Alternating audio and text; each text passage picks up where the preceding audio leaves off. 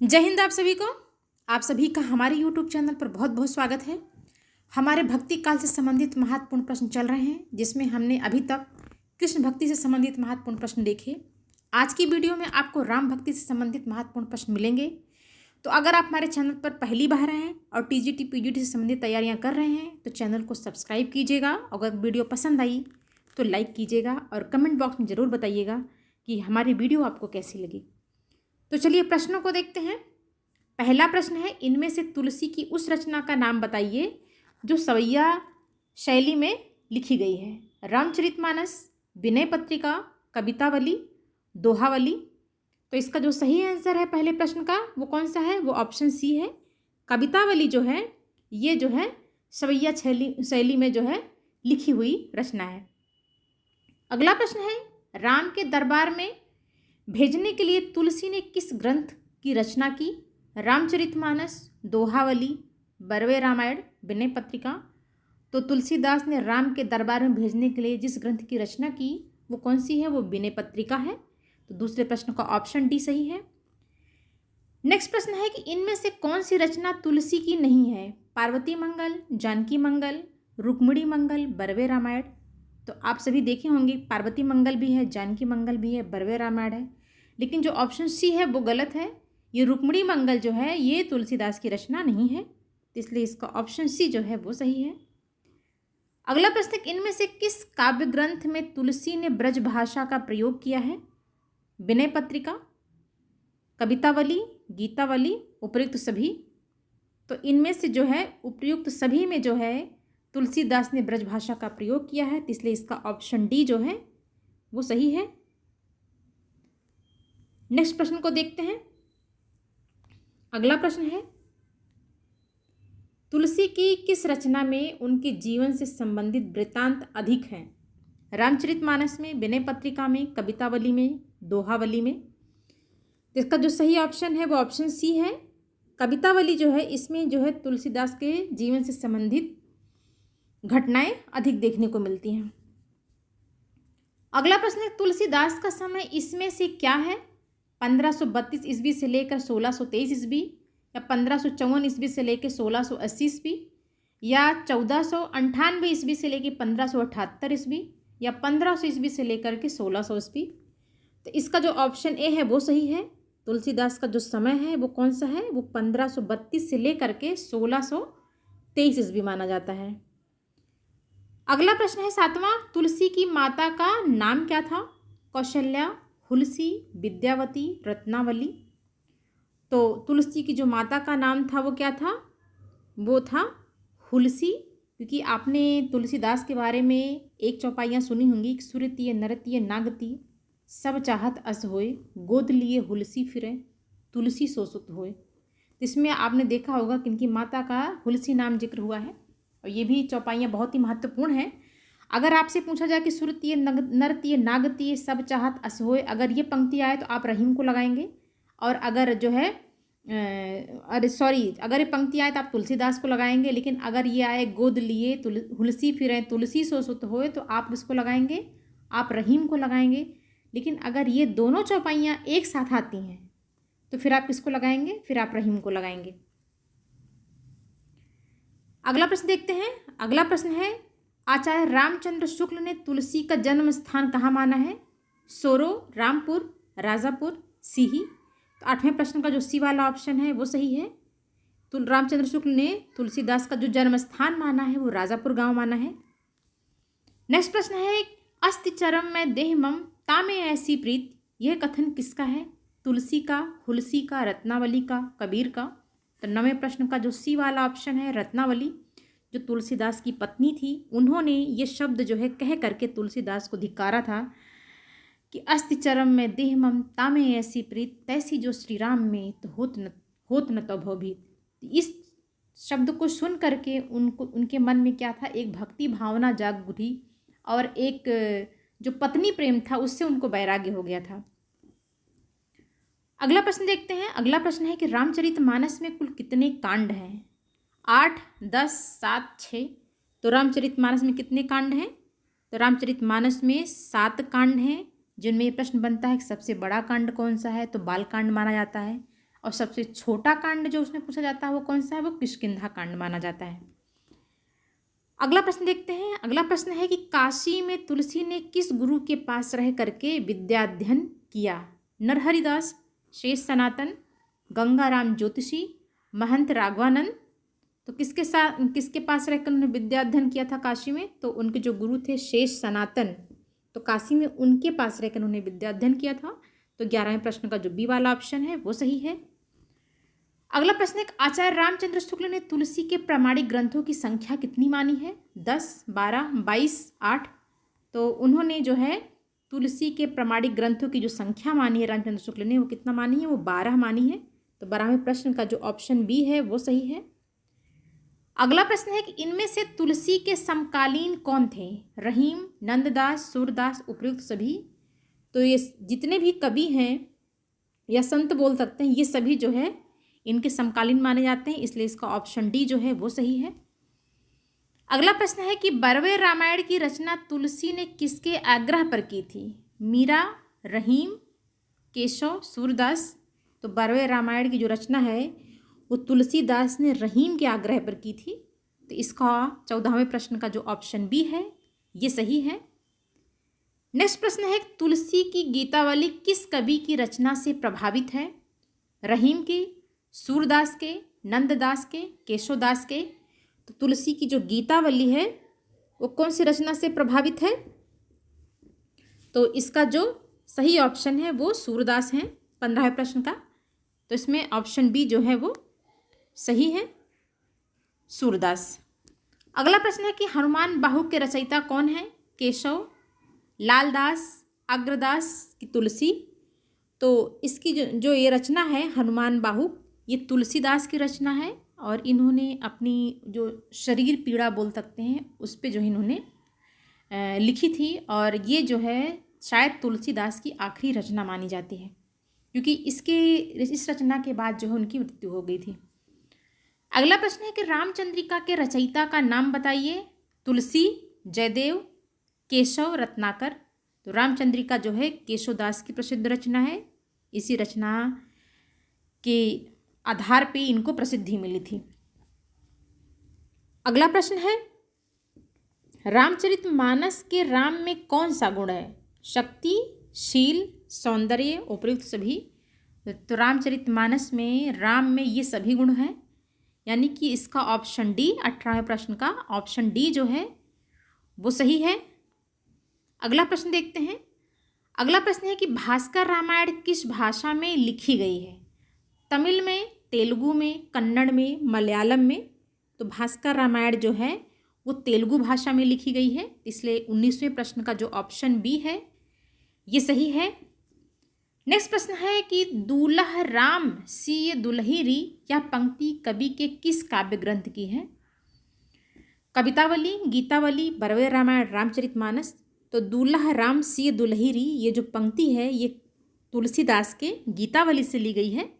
तो 20वें प्रश्न का जो ऑप्शन बी है वो सही है। अगला प्रश्न है बालधि विशाल विकराल ज्वाल जाल मानो लंक लीलबे को काल रसना पसारी हैं, यह पंक्ति किस काव्य ग्रंथ में है?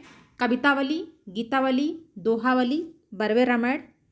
तो 21वें प्रश्न का जो ऑप्शन ए है वो सही है, जो पंक्ति है ये कवितावली में है। अगला प्रश्न है कि राम के बाल रूप की झांकी किस ग्रंथ में सर्वाधिक है? गीतावली, कवितावली, रामचरितमानस, बरवे रामायण।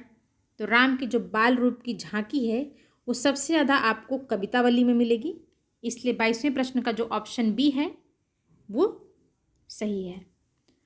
अगला प्रश्न है कि अवधेश के बालक चारि सदा तुलसी मन मंदिर में बिहरे, यह पंक्ति किस काव्य ग्रंथ में है? कवितावली में है, गीतावली में है, विनय पत्रिका में है कि रामचरितमानस में है? तो ये जो पंक्तियां हैं अवधेश के बालक चारि सदा तुलसी मन मंदिर में बिहरे, ये पंक्तियां कवितावली में हैं। तो 23वें प्रश्न का जो ऑप्शन ए है वो सही है। अगला प्रश्न है कि केशव कहीं न जाए का कहिए, पंक्ति किस कवि की है? केशव की, सूरदास की, तुलसीदास की, विद्यापति की। तो देखिए ये अगर एग्जाम में आ जाए तो आप केशव देख के केशव लगा देंगे, लेकिन इसका जो सही आंसर वो कौन सा है? वो तुलसीदास है। ये तुलसीदास की पंक्ति है। इसलिए 24वें प्रश्न का जो ऑप्शन सी है वो सही है कि ये पंक्ति किसकी है, ये पंक्ति तुलसीदास की है। अगला प्रश्न है कि अबलो नसानी अब ना नसई हो पंक्ति किस काव्य ग्रंथ की है? कवितावली, गीतावली, विनय पत्रिका, इनमें से कोई नहीं। तो 25वें प्रश्न का जो ऑप्शन है वो है सी जो सही है। विनय पत्रिका जो है उसमें से ली गई है अबलो नसानी अब ना नसई हो, यानी कि हमने अपने बहुत सा समय बर्बाद कर दिया है, अब बर्बाद नहीं करूँगा। और ये तुलसीदास की बहुत ही महत्वपूर्ण पंक्ति है। तो अभी तक आपने ये जितनी भी पंक्तियाँ आपने देखी है परीक्षा की दृष्टि से बेहद ही महत्वपूर्ण है। इन पंक्तियों पर आप विशेष जो है ध्यान दीजिएगा। इसका ऑप्शन सी जो है सही है। नेक्स्ट प्रश्न देखते हैं। नेक्स्ट प्रश्न है कि राम भक्ति काव्य परंपरा में दाम्पत्य मूलक उपासना को लेकर चलने वाली श्रृंगारी भावना के प्रवर्तक कौन थे? अग्रदास, नाभादास, रामचरण दास, केशवदास। तो जो इसका जो सही आंसर है 26वें प्रश्न का वो कौन सा है? वो है रामचरण दास। इसका ऑप्शन सी जो है वो सही है। अगला प्रश्न है कि भक्तमाल के रचयिता कौन थे? नरहरिदास, सूरत गोपाल, हरिदास, नाभादास। तो भक्तमाल के जो रचयिता थे वो कौन थे? वो नाभादास थे। तो 27वें प्रश्न का जो ऑप्शन डी है ये सही है। भक्तमाल के रचयिता नाभादास थे और इसमें रामानंद के 12 शिष्यों का वर्णन किया गया है। जिन 12 शिष्यों में जो महत्वपूर्ण शिष्य हैं आपको देखने को मिलेंगे, उसमें कबीर मिलेंगे, रैदास मिलेंगे, पीपा मिलेंगे, धन्ना मिलेंगे। ये सभी जो है उसमें 12 शिष्यों में देखने को आपको मिलेंगे। अगला प्रश्न है कि इनमें तुलसी की कृति कौन सी है? साहित्य लहरी, पार्वती मंगल, रुक्मिणी मंगल, कवित्त रत्नाकर। तो इसमें जो है कौन सी है? इसमें जो तुलसी की कृति है वो कौन है? वो पार्वती मंगल है। 28वें प्रश्न का बी वाला जो ऑप्शन है वो सही है। अगला प्रश्न है कि इनमें से तुलसी की रचना कौन सी है? कविप्रिया, वैराग्य संदीपनी, भैरव नायिका भेद, अनेकार्थ मंजरी। तो 29वें प्रश्न का कौन सा ऑप्शन सही है इसमें? तो 29वें प्रश्न का जो बी वाला ऑप्शन है वैराग्य संदीपनी, ये जो है ये किसकी रचना है? ये तुलसीदास की है। कविप्रिया केशवदास की मानी आती है। बरवे नायिका भेद रहीम की है। अनेकार्थ मंजरी जो है ये नंददास की रचना है। अगला प्रश्न है बरवे रामायण के रचयिता कौन है? तुलसी, रहीम, नंददास, केशवदास। तो 30वें प्रश्न का जो ए ऑप्शन है तुलसी, ये सही है। अगला प्रश्न है कि रामचरितमानस का प्रारंभ तुलसी ने कहाँ किया था? काशी से, अयोध्या से, चित्रकूट से, सूकर से। तो रामचरितमानस का जो आरंभ किया था तुलसीदास ने वो अयोध्या से किया था।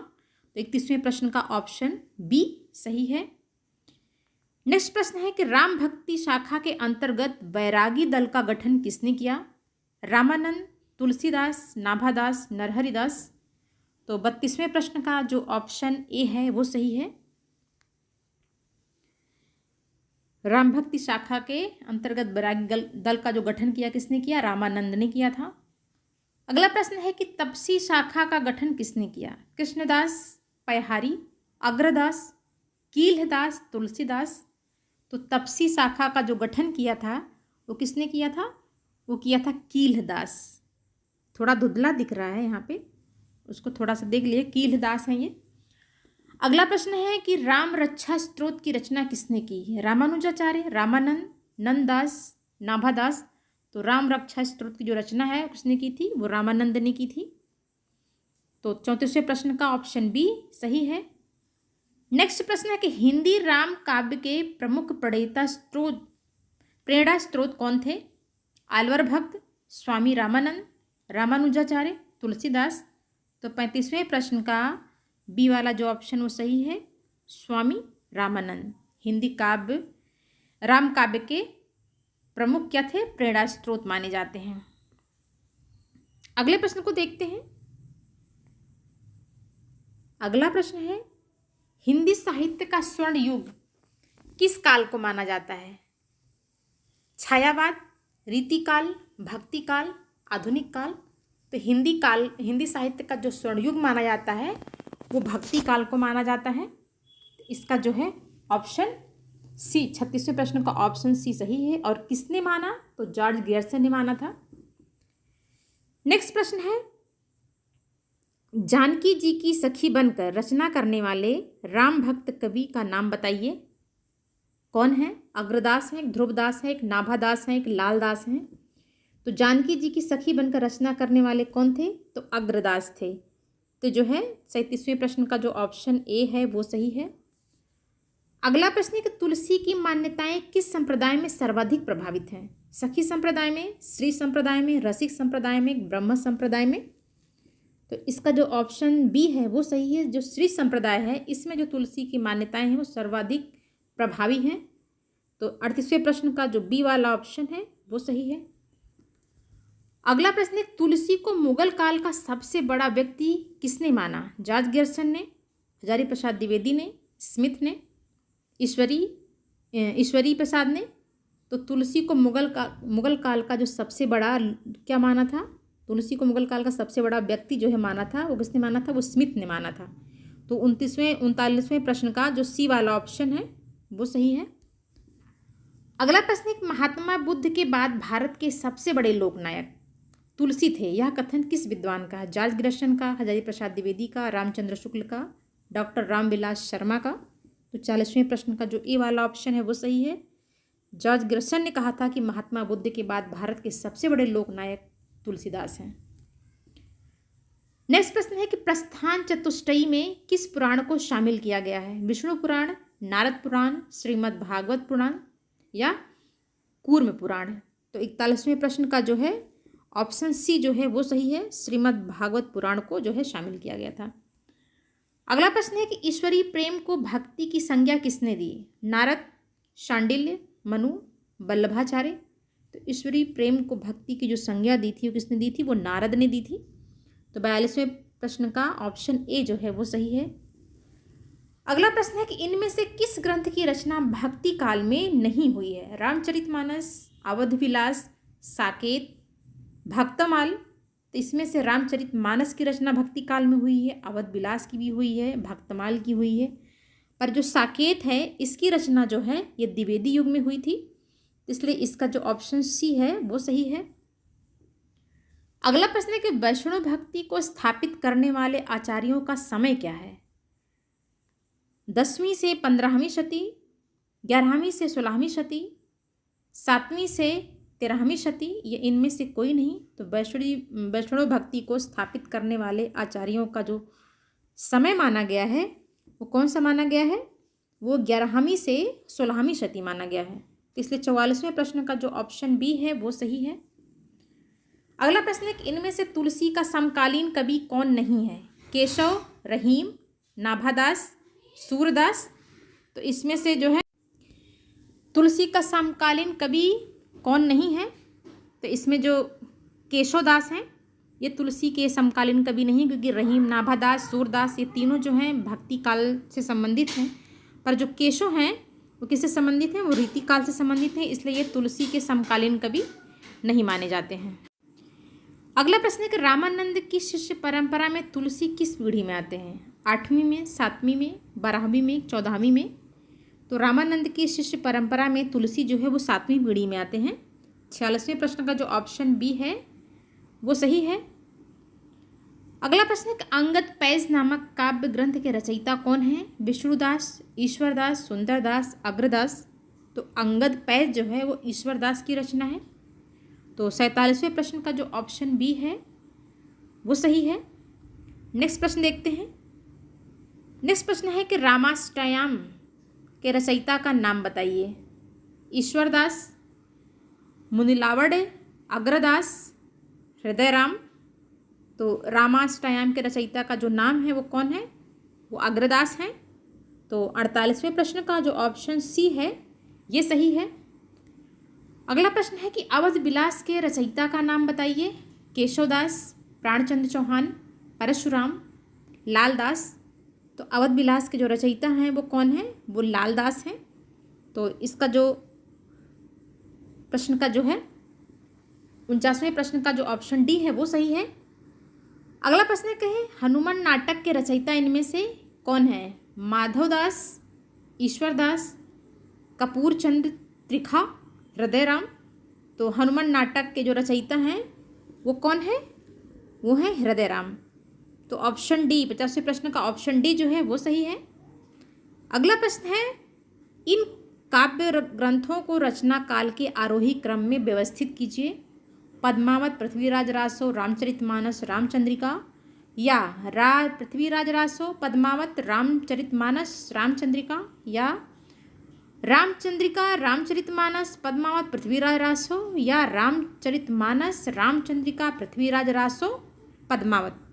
तो 91वें प्रश्न का कौन सा ऑप्शन सही है? तो इसका जो है ऑप्शन बी जो है वो सही है। पहले पृथ्वीराज रासो आता है, फिर पद्मावत आता है, फिर रामचरितमानस आता है, फिर रामचंद्रिका आता है।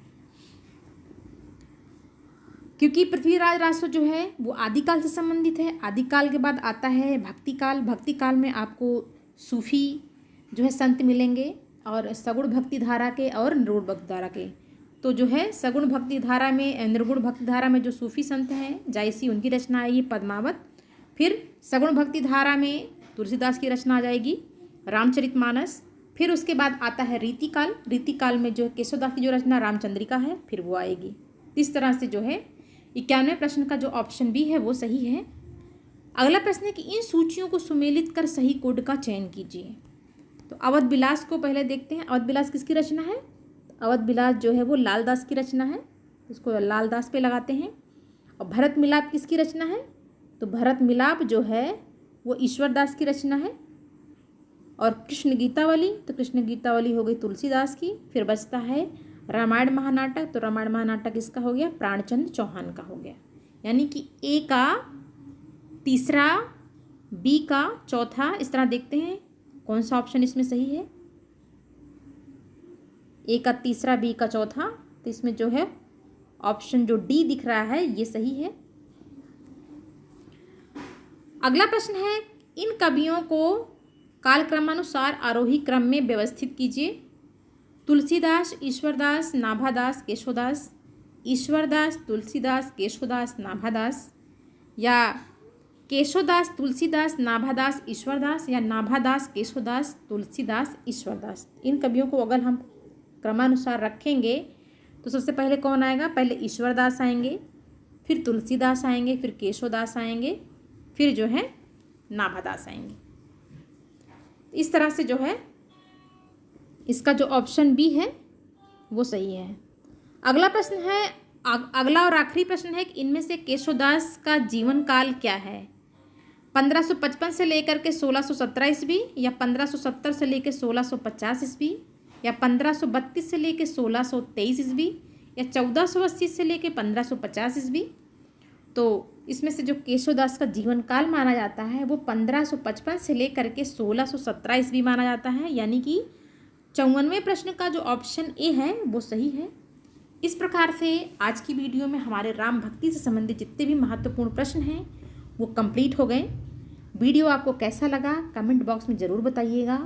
और अगर आप हमारे चैनल पर नए हैं और आप भी टीजीटी, पीजीटी, हिंदी साहित्य से संबंधित तैयारियां कर रहे हैं तो प्लीज़ मेरा आपसे निवेदन है चैनल को ज़रूर सब्सक्राइब कीजिएगा, क्योंकि आपका एक ही सब्सक्राइब करना हमारे लिए मोटिवेशन का काम करता है। तो अगर वीडियो अच्छी लगी हो तो वीडियो को लाइक कीजिएगा और कमेंट बॉक्स में ज़रूर बताइएगा कि आपको प्रश्नों की श्रृंखला कैसी लगी। वीडियो देखने के लिए आपका बहुत बहुत धन्यवाद।